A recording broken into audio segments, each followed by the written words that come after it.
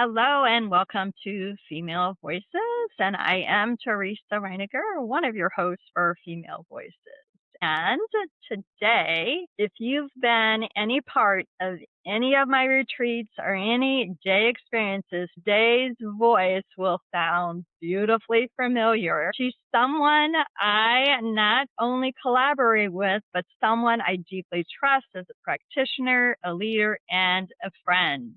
Today, I'm joined by my beautiful friend and retreat partner, Dena Woulfe. She is an integrative holistic nurse.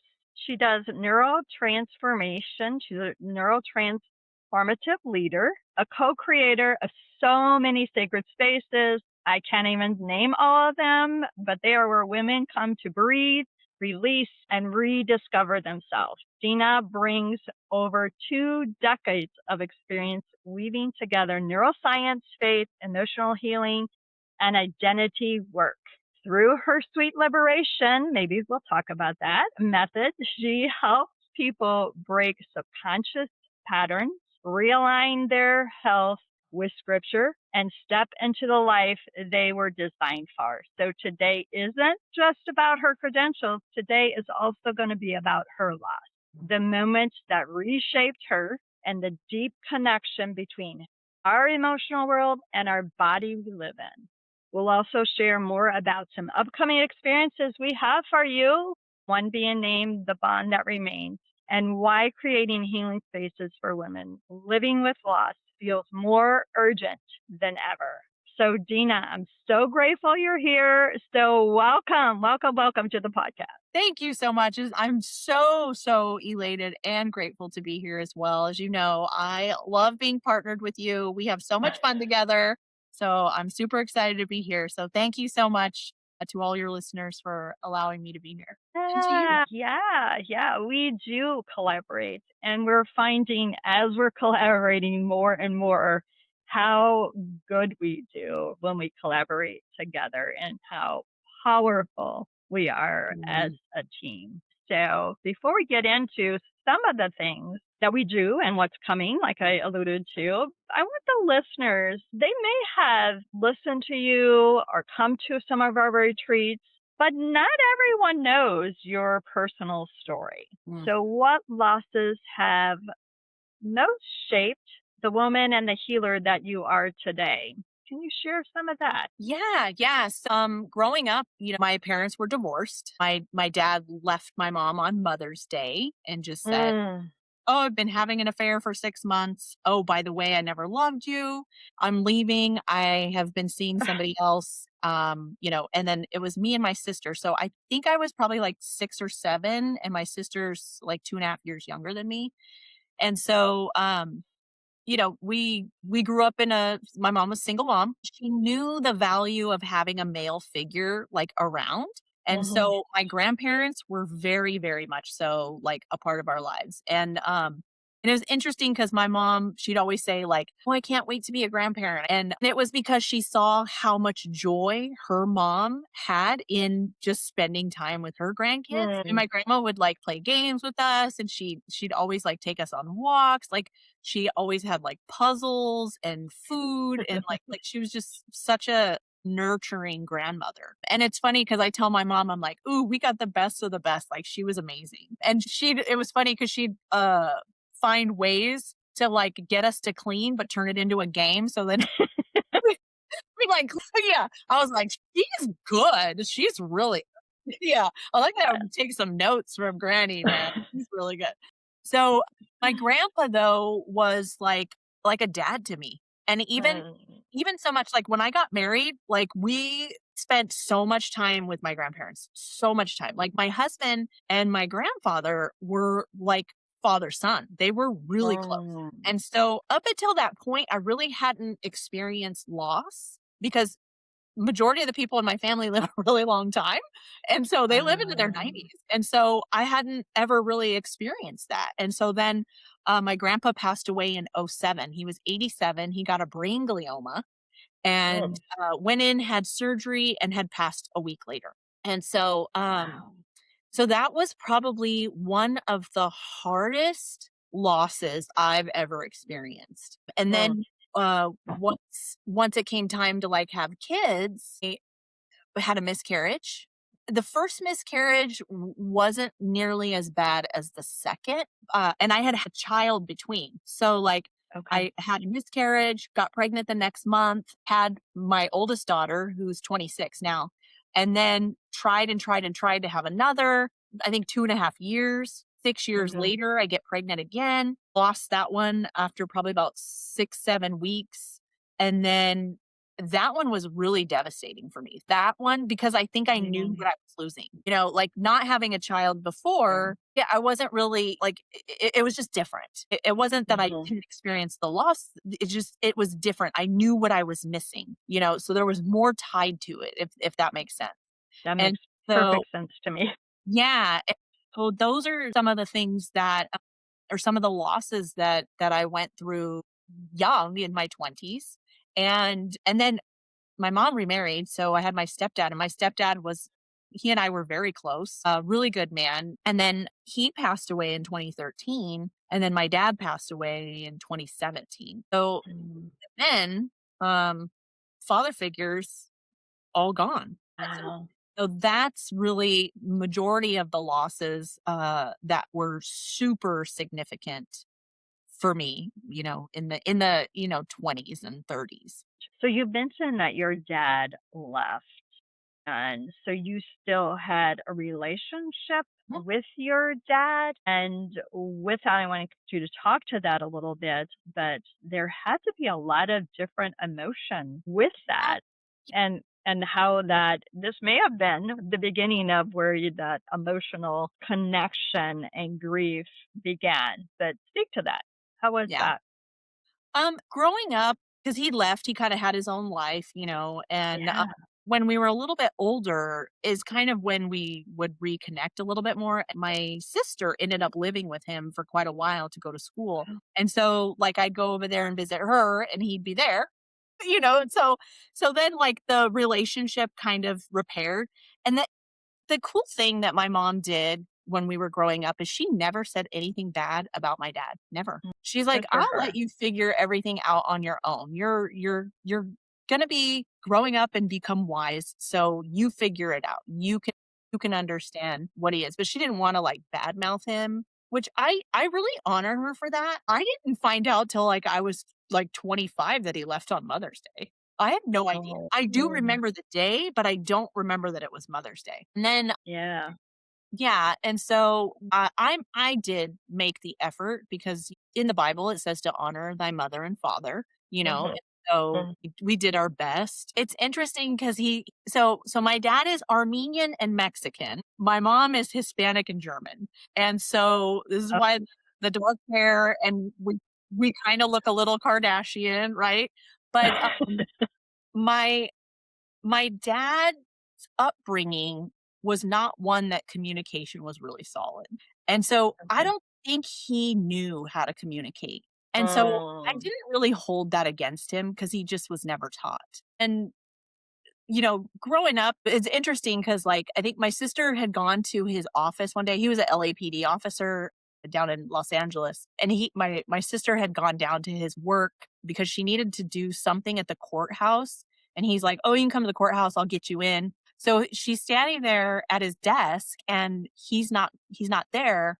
And he's like, "Oh, can I help you?" The guy that sits next to my dad is like, "Can I help you?" She's like, "Oh, no, I'm so and so's daughter. I'm here to like just get in the courtroom. My dad said he'd help me." And the guy was just like, "Oh my goodness, like it's so good to meet you. He talks about you all the time. He's so proud of you and mhm. whatever." And then my sister's a CPA. And my sister goes, it would be nice if he would say something about being proud of me because like I never knew, you know? And so you grow up thinking like, my Yeah. afterthought to my dad. And then here come to find out, he's like, "No, I'm really, really proud of you." And I remember like one of the things too, like I'm a nurse, I've been a nurse for 25 years. And I remember telling my dad that I was going to go to school for nursing. And he was like, "What do you want to be a nurse for? Those are a dime a dozen." And I remember for 3 days crying and grieving Um, because I was just like, did I pick the wrong profession? Like, I knew what I wanted to do when I was 2. And like, here, this person that I respect and helped birth me and bring me to the planet is now Yeah. making me rethink what's innately been ingrained in me, you know?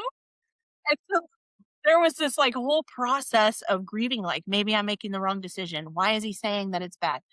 And then I was like, Yeah. no, like, this is my, like, this is like who I am.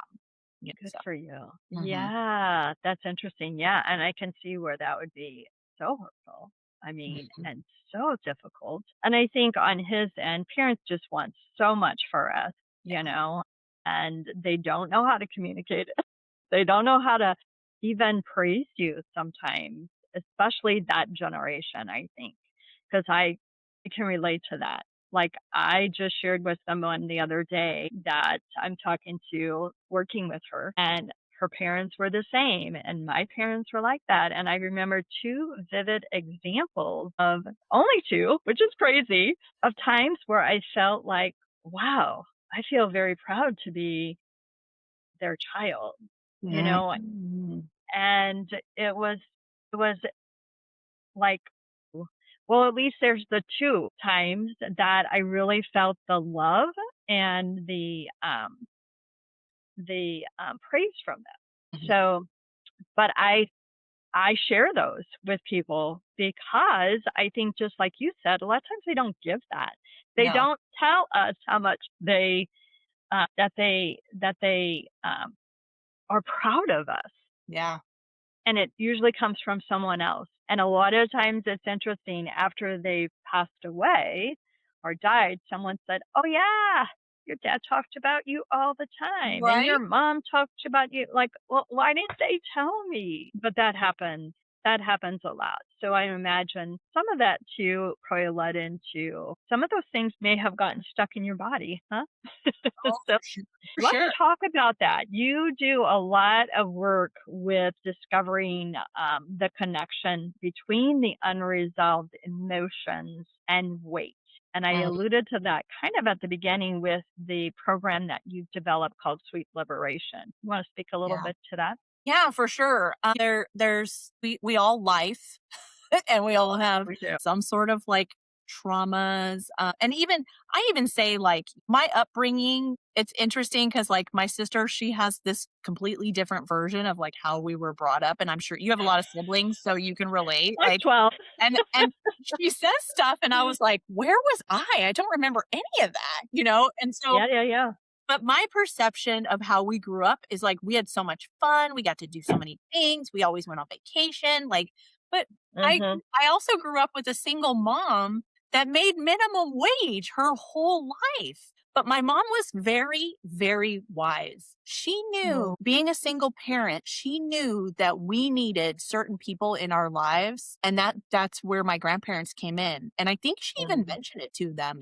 I know that, their dad's not around, but like, "Oh, can you help me?" Or, and I also had an uncle. So my mom's youngest brother, he lived at home till he was like 30. So he was always around too. And after my parents got Hmm. divorced. And so I remember I'd go to work with him. He was a mechanic. He'd teach us about like the different, uh, like how to use tools and stuff like that. So like I had a nice upbringing, but even with the nicest upbringings, we still have things that we interpret through our maps of the world and how Yeah. like we're perceiving things, just like my sister's wearing a different set of lenses that I'm wearing, even though we grew up in the same house.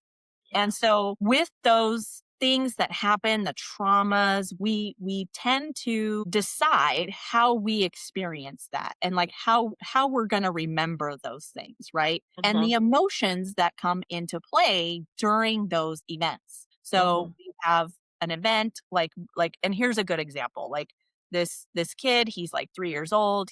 Him and his dad are at the zoo. The kid says, "Dad, I want a balloon." And the dad's like, "No, you're just gonna lose it. Like, no, no balloon." And he's like, "Dad, I want the balloon." "No, no. How about you get the wax monkey?" "No, no, no. I want the balloon." So like for hours, "I want the balloon. I want the balloon." So finally, he's like, "Fine, I'll get you the balloon." And so he gets him the balloon, and then of course, maybe 10 minutes goes by, and he sees something and then poof, all of a sudden lets go of the balloon, right? And so the dad freaks out and grabs him and shakes him and says, "See, I told you if you don't hold on to things, you lose them." And so Mm, at that moment, he made the decision that he needed to hold on very tight to things. And so growing up, he's suffocating his wife, he's suffocating his children, the people, the coworkers, he's like, the helicopter coworker that's like, "You're not doing that." micro. Yeah, micromanager, right? Nobody can do anything right around him, and he is like, "Don't let him see you do it. He's gonna tell you you're doing it wrong, make you do it over," kind of a deal. And it was Mhm, playing out, and it was making people just so repelled to him. So those are the kinds of things, right? They start to affect our relationships and then sometimes our health. And so what happens is sometimes if we don't process emotions as we get them, we then kind of use our body as a storage locker. I had there was a time where I had fallen down the stairs and I had hit I kind of fell onto like my right butt cheek and I was at the top, made it down probably like 3 or 4 stairs. And then, I have a big bruise on my cheek, have my I'm fine. 3 days later, all of a sudden my toe starts hurting. And it's the big toe on the other foot, on the left foot. And I was like, okay, that's weird. Maybe I broke my toe falling down the stairs. And so I go to the emergency room or the urgent care or whatever. And I was like, hey, look, I got this fat toe. I don't know what's going on with this thing. Like, I fell down the stairs. I think maybe I broke it. Can you do an x-ray? So they do an x-ray and they're like, no, it's not broken. You have gout. And I was like, mm, gout? Like, that's an old man's disease. Like, I don't have that. Like, I'm like super healthy. Like, I'm super healthy. I don't take any meds. Like, I'm mhm, 50. I'm like super, super healthy. Like, I am super health conscious. I'm like, there mhm, is no way I have gout. I don't drink alcohol. Like, I don't do any of the things that would even get you gout. So then I'm very, very well versed in like how we and where we put things that aren't processed. And so I go, you know what? This is probably emotional. Like, cause this is mhm, just weird that I got this. So I look in my little book that has like the links to what body part is linked to what emotion. And mhm, sure enough, it was at a time where I was kind of moving from health and wellness, because I've been in health and wellness for years, right? I have my own integrative wellness practice. I've been in nursing. And then I also own a marketing company. And so, like, I was kind of in this transition like, do I do both? Do I let mhm, one go and just focus on the marketing? And so I'm in this like, what do I do? Next mm, steps. And it was so heavy for me to process because and the thing that I realized is it was that process of determining what to do or what to not do. Because health and wellness is so much ingrained in my identity, when I tried to let it go, my toe told me the story and the emotions that are tied. And so wow, it's so interesting to me. And I literally, for my clients, we trace the emotion back to whatever is hurting. So we have a lot of people, a lot of women come to us at our retreats for lots yeah, of shoulder stress and tension because they're carrying the weight of the world on their shoulders. And that mhm, has to do with overwhelm. And like, hello, we've all as women felt that, right?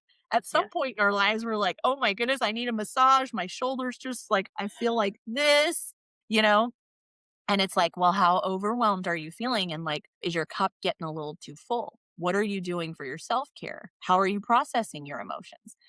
And so when we dive mm, into the symptoms that they're having, we can trace it back to the emotion that it's tied to and what didn't get processed or how they didn't feel safe at the time to process it. And now, sure. is it a safe time to process it? Yeah. I think I remember when you were kinda going through that struggle, but maybe there was another time we were at a retreat, I believe, or we were doing coaching, I think, with we coached in the same program, we had a Yeah. coach, and you deciding going back and forth, like, what do I do here? All this marketing, but my identity, just what you said, my identity has been so ingrained in health and wellness. And so I remember that struggle for you. I vividly Yeah. remember when we were doing that coaching program together, that happening for sure. And I love that you shared so much about that because that's exactly what we've been doing a lot of, being educated more by you, but in bringing in my knowledge as well. And so that's what I love, where we can really, what's been beautiful for us together is to create these spaces for women to find that awareness of where this started and Mm, where they're storing it, and putting mhm. around that, creating that safe space, like you talked about, for them to truly begin to process some of those things that they've been holding sometimes for decades, I'll say, Yeah. in them. So talk a little bit. I'll let you talk a little bit about what we're creating, what we're doing, what we've done already first, maybe, and then, what's in the future for us. Oh my goodness. Of course, you and I, we both were really heavy into neuroscience. We love the way that the brain works, studying the brain, and really helping women have these transformational experiences. I mean, golly, we have so many amazing stories. Like I know. it's so I hard to know. choose just one, but I know. I think like golly, when They we bring they bring such joy when I think about all of the transformation these women, right? different women have experienced and are still experiencing. I'm like, Yeah. oh, it just touches my heart. Yes. Yeah, when they come to us and, like, we see them, like, every so often and they're like, "Oh my gosh, I had another breakthrough with this. Oh my goodness, I created my whole business plan, like, the next day. Like, I got so much clarity because of this. My anxiety's gone," and you're just like, "Oh my goodness, like, I wasn't expecting that, but that is so stinking cool." One of the things that I like data and I like proof. And so a couple of nurses, with a nurse and a chiropractor at one of our retreats that were wearing the aura rings during Oh, our yeah. retreat. And you literally watch their cortisol level dip and their blood sugar balance out during the retreat, which was so cool to see that we have such a significant plan when we're very strategic and very intentional with the things that we choose so that it jostles people's brains so that awareness can bubble up, because you cannot change what you're not aware of, right? Oh, So yes. if you're walking around like this, you have no idea there's a wall in front of you, but if you open your eyes and you see the wall, then oh, I can pivot and not hit the wall. Oh, yes. Same with this, right? We have the ability to help you identify and bubble those things up to the surface and make you aware that might be causing health issues as well Mhm. as overwhelming grief, paralyzation in certain areas, maybe relationships, work. There's just so many ways that we help women overcome all these vast areas of their life with the tools that we introduce them to. And so moving forward, we have some retreats coming up as well. We also offer coaching. You get the both of us. So Mhm. all of our coaching is like super unique and specific to the individual. We create an entire coaching arc based on the needs of the client. We don't put you in our Mhm. system. We create a system designed for you that Yeah. works for you. And even that we've seen just Oh, gosh. huge transformations that are just so mind blowing. We have some women who've had shoulder issues for a long time, like all of a sudden their shoulder issues are gone. We're processing those things that were getting stored in their bodies as lockers. Teresa's helping them overcome the grief that has been stored in their lungs, in their gallbladder. It's just so amazing to see. Yeah. Yeah. And I think that's what I love more than anything, is to see that awareness surface. You can just see it in their faces, and that we have created a very strategic process, a plan for both at the day retreats. Little teaser here. We are going to do a multi-day retreat coming up in September, not We have dates, we have location, but not all figured out yet. So I won't say a whole lot about that because it's in the works. But we have this beautiful day that we are planning right now that's in May. And I just love how all of that, how we can bring all this together at those events. And like you said, now we're taking that into coaching very strategically for women. And I love that I'm going to say they get to benefit by having two coaches. So it is just so much more you can do Oh, yeah. when you have two people supporting you really at the same time. And I love that we're doing it. We're probably about, I'm going to say a couple months in on that. And so we have places for you if you're interested. But the thing that I wanted to so we have a couple places, spots for people. So we're only a few months into really coaching together with one client, which has been super powerful. And we've got space. If somebody's looking for that, we're here for you. But I want to talk a little bit more about the retreat that we have coming up, the day retreat. This has been a change because previously I have done a bereaved Mother's Day event. I've always had that the Saturday before Mother's Day. Was bereaved Mother's Day is the Sunday before. And I've kind of changed that because people are coming to me with other losses. And so I wanted to tie some of them together. It will be, the name of it is The Bond That Remains. And it's the bond between a mother and a child. And sometimes that is the loss of a child. Sometimes that's the loss of a mother.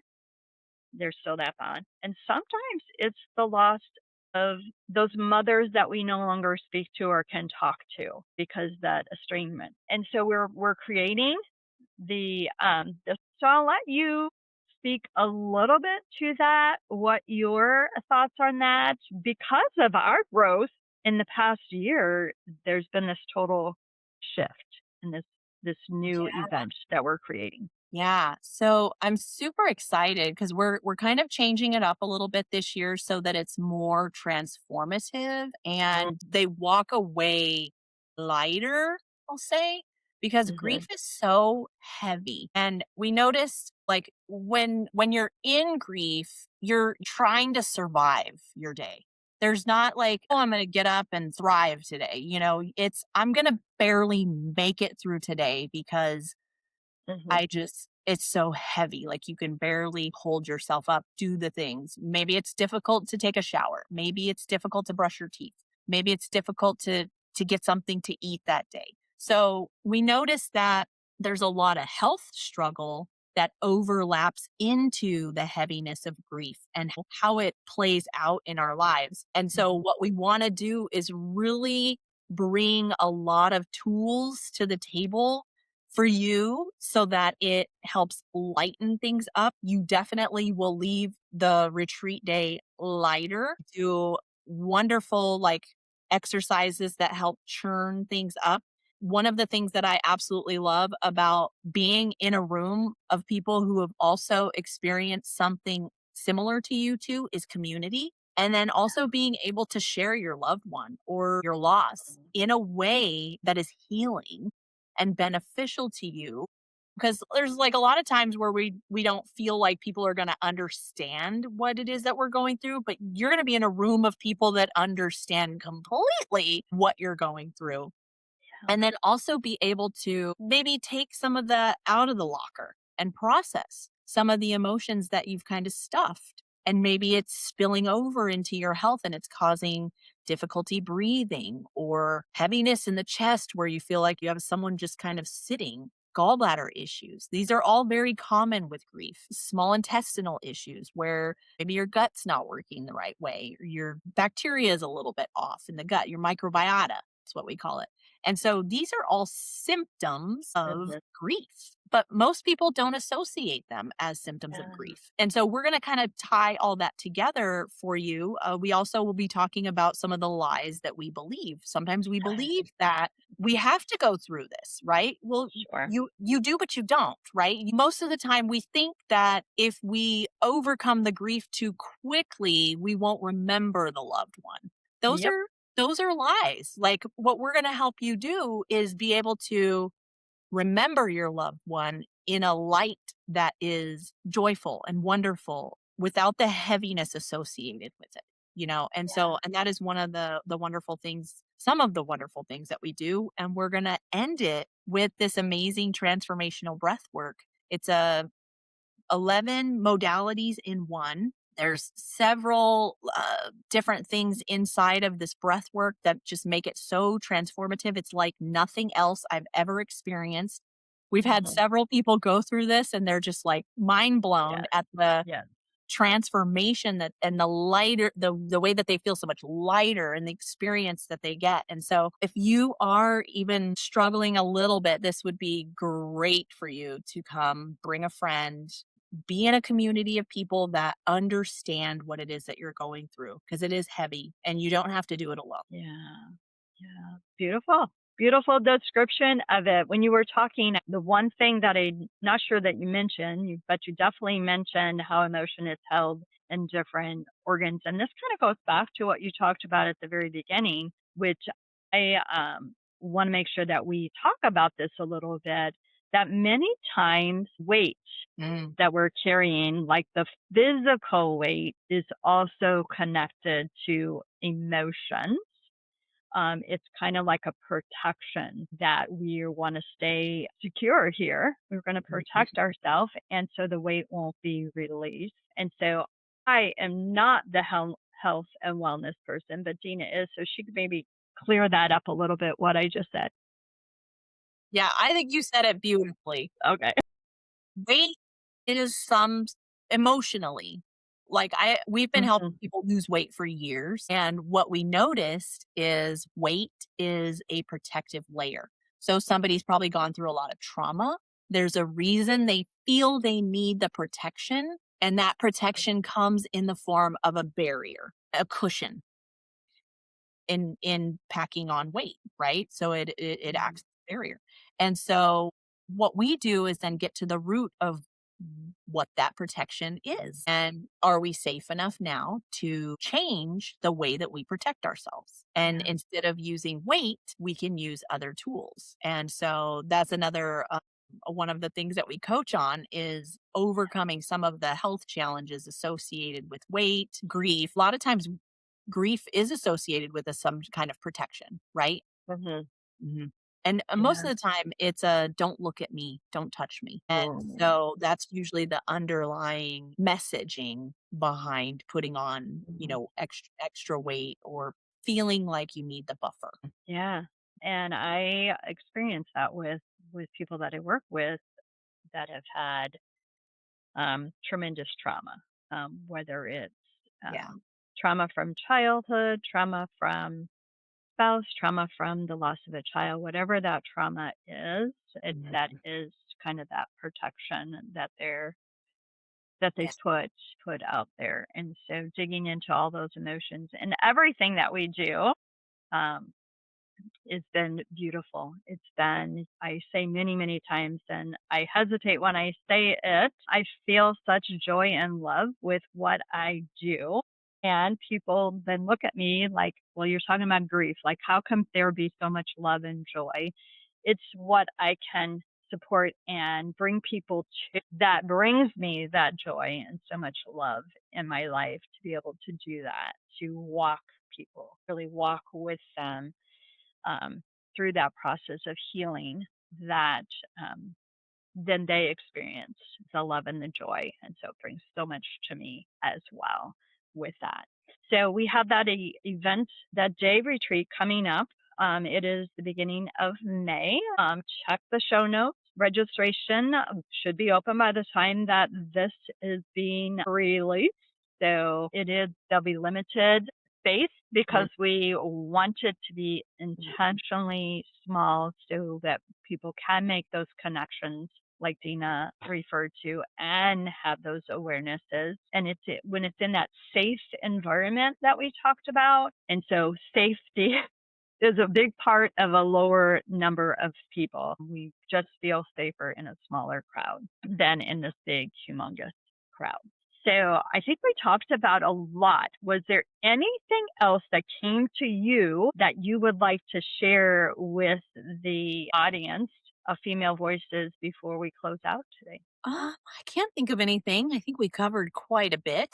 We did. Yeah, we did. We did. Yeah. We did. And we could talk. And so we are very aware that we can, when we get on the phone, like it's a long conversation. And so we want to make sure that we're respecting your time today for sure. And so I just want to thank you, Dena, for joining me today on the podcast. And I also want to make sure that just thanks so much, really, for like all the wisdom that you bring to me and that you have just brought to the audience. Your heart and the way you live your work, everything you do is just so beautiful for me. So today's conversation, if it resonated with you, if you're listening, I would love for you to join us if you're local or if you're not at the Bond That Remains. Where the event is only about 25 minutes from the airport in St. Louis. So it's an easy thing to come to. But we really do want to make sure that you know that you do not have to carry grief alone. You do not have to fight your body anymore. And you don't have to figure healing out by yourself. So I'll include all those details again in the show notes. Until next time. I do want to say one thing. Okay. Yeah. Yeah. You never know who you're going to meet at a retreat. And that is how Teresa and I met, That is. which is awesome. And so I am just as blessed as you described. I am just as blessed in this relationship. So I absolutely love the healing that comes from all this. And the wonderful thing about partnering with amazing people is the things that are weaknesses for you, they cover. And so it's this really beautiful blessing of, strengths and weaknesses, but you come together and you both become elevated. And that's the beautiful thing inside of what it is that we do and inside of our community. So we hope that you are able to make it. So that was my last thing. I apologize. Thank you so much. It's been an honor. Yeah. Yeah. So like, share, follow, because like Dena said, you don't know who you're going to meet at a retreat, and you don't know who this episode, how it can change someone's life. So this is Female Voices Life and Loss, where stories are honored, healing is witnessed, and no woman walks alone on her journey. Until next time, keep honoring your story and giving yourself permission to heal.